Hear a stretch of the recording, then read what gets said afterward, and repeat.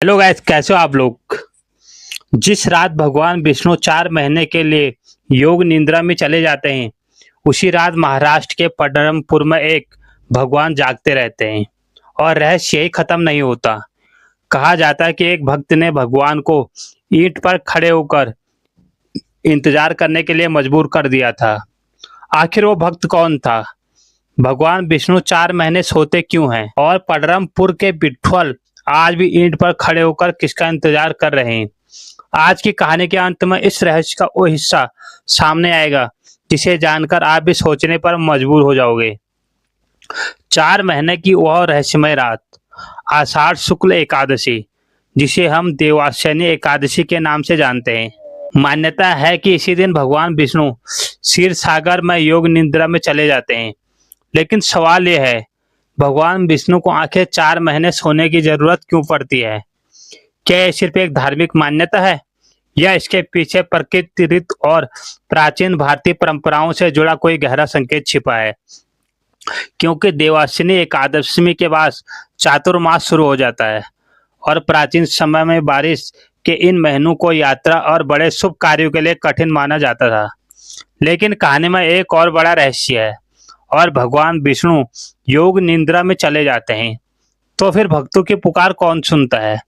पंढरपुर में भगवान क्यों नहीं सोते? महाराष्ट्र की धरती पर एक ऐसी जगह है जहां भगवान का रूप ही कुछ अलग दिखाई देता है। हाथ कमर पर और सामने नजर, और पैरों के नीचे एक ईंट। यह है भगवान विठुल। पंढरपुर में मान्यता है कि विठुल भगवान अपने भक्तों के लिए खड़े हैं। लेकिन सवाल यह है, भगवान ईंट पर ही क्यों खड़े हैं? आखिर किसने भगवान से कहा था वो बस यहीं रुकिए, मैं अभी आता हूँ? पुंडलिक की कहानी पहुंचती है एक भक्त के पास। नाम था पुंडलिक। लोक मान्यता के अनुसार पुंडलिक अपने माता पिता की सेवा में इतना समर्पित था कि उसके लिए माता पिता की सेवा ही सबसे बड़ा धर्म बन गया था। कहते हैं एक दिन भगवान कृष्ण स्वयं उससे मिलने पहुंचे, लेकिन उस समय पुंडलिक अपने माता पिता की सेवा कर रहा था। तो भगवान दरवाजे पर खड़े थे, लेकिन पुंडलिक ने तुरंत बाहर आने के बजाय एक ईंट भगवान की ओर फेंक दी और कहा, प्रभु कृपया इस पर खड़े होकर थोड़ी देर प्रतीक्षा कीजिए। अब जरा सोचिए, जिस भगवान के सामने पूरी दुनिया सिर झुकाती है, वही भगवान एक भक्त के कहने पर ईंट के ऊपर खड़े होकर इंतजार करने लगे। और यही वजह बताई जाती है कि पंढरपुर में विठुल की प्रतिमा आज भी ईंट पर खड़ी दिखाई देती है। देवस्नी एकादशी से इसका संबंध क्या है? अब कहानी का सबसे दिलचस्प हिस्सा आता है। देवस्नी एकादशी को भगवान विष्णु के योग निद्रा में जाने की मान्यता है। इसके बाद चातुर्मास शुरू होता है। इसी दौरान विवाह जैसे कई मांगलिक कार्यों पर परंपरागत रूप से विराम लगाया जाता है। लेकिन दूसरी तरफ पंढरपुर की धरती पर भक्ति रुकती नहीं है। लाखों वारकरी भगवान विठुल के दर्शन के लिए पैदल यात्रा करते हैं। हाथों में भगवा ध्वज, मुख पर विठुल विठुल और पैरों में सैकड़ों किलोमीटर की यात्रा। तो सवाल यह है, जब भगवान विश्राम कर रहे हैं तब भक्त इतनी दूर क्यों चल रहे हैं?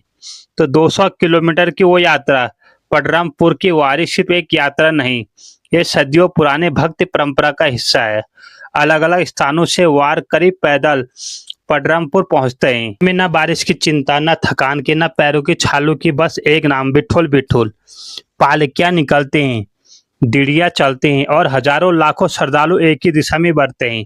लेकिन सोचिए, इतनी लंबी यात्रा में लोग आखिर किस चीज के लिए इतना कष्ट सहते हैं? जवाब शायद रास्ते के अंत में नहीं, बल्कि उस विश्वास में छिपा है जिसके साथ वे रास्ते पर निकलते हैं। राजा बलि और वामन अवतार का रहस्य।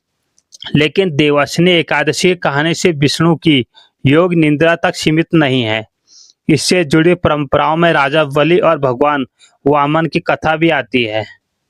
मान्यता के अनुसार राजा बलि बेहद शक्तिशाली और दानी राजा थे। भगवान विष्णु ने वामन रूप धारण किया और उनसे 3 पग भूमि मांगी। राजा बलि ने वचन दे दिया। फिर जो हुआ, उसने पूरी पृथ्वी और आकाश को भगवान के 2 कदमों में समेट दिया। तीसरे कदम के लिए स्थान बचा ही नहीं। तब राजा बलि ने अपना सिर आगे कर दिया। भगवान ने तीसरा कदम उनके सिर पर रखा। कथा की अलग-अलग परंपराओं में इसके आगे अलग विवरण मिलता है, लेकिन एक प्रसिद्ध मान्यता यह है कि भगवान विष्णु ने बलि को विशेष वरदान दिया और यहीं से कहानी एक और रहस्य की ओर जाती है।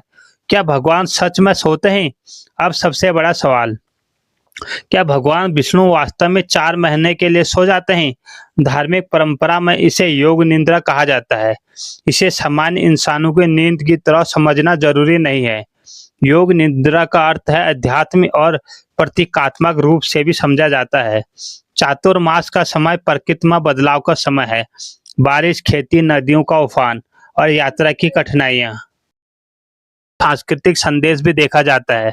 सबसे बड़ा रहस्य, बिठुल किसका इंतजार कर रहे हैं, लेकिन अब वापस उसी ईंट पर लौटते हैं जहां भगवान बिठुल खड़े हैं।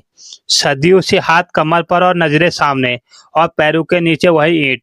भक्तों की मान्यता है कि भगवान अपने भक्तों के लिए खड़े हैं। शायद यही इसी पूरी कहानी का सबसे खूबसूरत रहस्य है।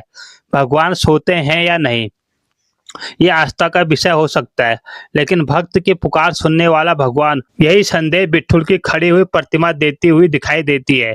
तो अगली बार जब देवस्नी एकादशी आए और आप सुने कि भगवान विष्णु 4 महीने के लिए एक ईंट पर खड़े होकर भक्त की प्रतीक्षा करते हैं, शायद इसी कहानी का असली रहस्य ये नहीं है कि भगवान सोते क्यों हैं।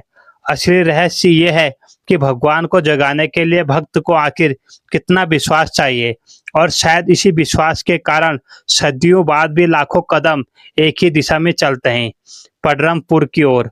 अगर आपको इस कहानी का रहस्य पसंद आया तो कमेंट में लिखिए बिठुल बिठुल, और मिलते हैं नई जानकारी के साथ। तब तक के लिए जय श्री कृष्णा, जय बिठुल। लाइक, शेयर एंड कमेंट जरूर करना। तब तक के लिए बाय।